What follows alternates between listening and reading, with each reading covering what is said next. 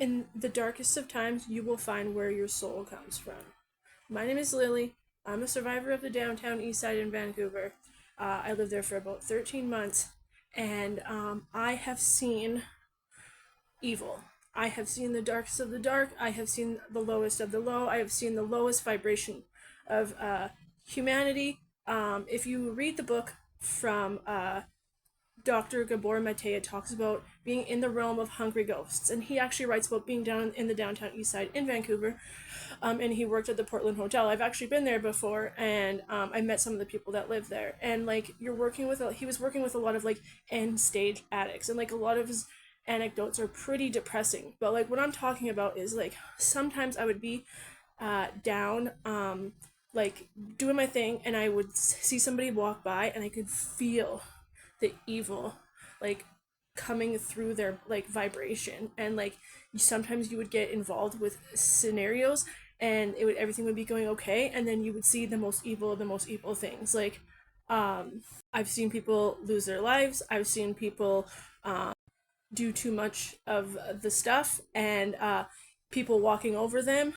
I've walked in on people getting assaulted in more ways than one. Like I've seen the lowest of the low. But one of the things that I realized when I was out there is that my soul does not come from a place like that. When you are like going through the hardest time, you will really feel where you come from. I was able to identify that I came from a good place. Like wherever like out there in like the next world, like or where I came from before, it wasn't anywhere evil. And that I had a hard time fitting in with people there because like I just felt like my soul didn't fit in.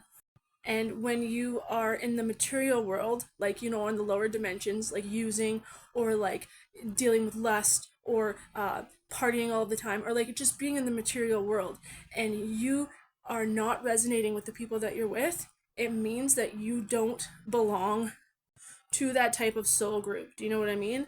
Like some people are, I don't even believe that there's some people that are real. I think that they're just part of like our reality, and like they are sent to just piss us off so that we can grow.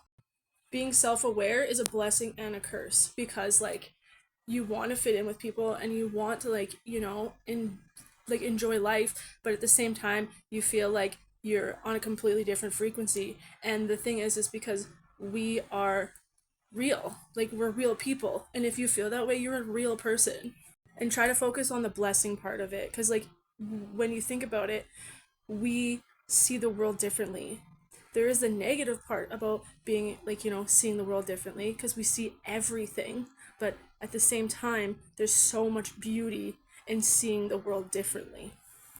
We see perspectives that most people don't even comprehend. There is a negative side to being self-aware, like I was saying, because we see the negative side of every single perspective, but we also see the beauty in the negativity, and we see the like silver linings, and we see why these things are happening to us.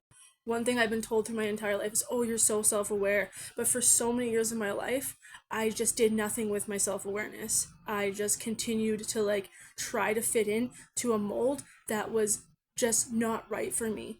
And eventually, I came to the conclusion that I am meant for bigger and better things, and I have to move on from like trying to be accepted in a like three-dimensional world, and move on to like just spirituality and like embracing that soul that I realized that I had on the downtown east side in Vancouver. Like honestly, since I was 35, like since I started using opiates, I'm not saying that that's what happened, but like I went through this extreme spiritual journey, and like I found my purpose. I found like the reason why we're here.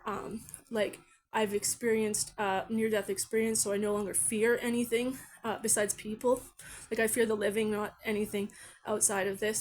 But like I know it's really hard when you just want to like fit into this mold, but there's just like since I like let go of that, I have been the happiest, most peaceful, innovative, strong, like hardworking version of myself that I've ever been. Know that I am from a place that's good. I had to learn it the hard way, like a lot of us do.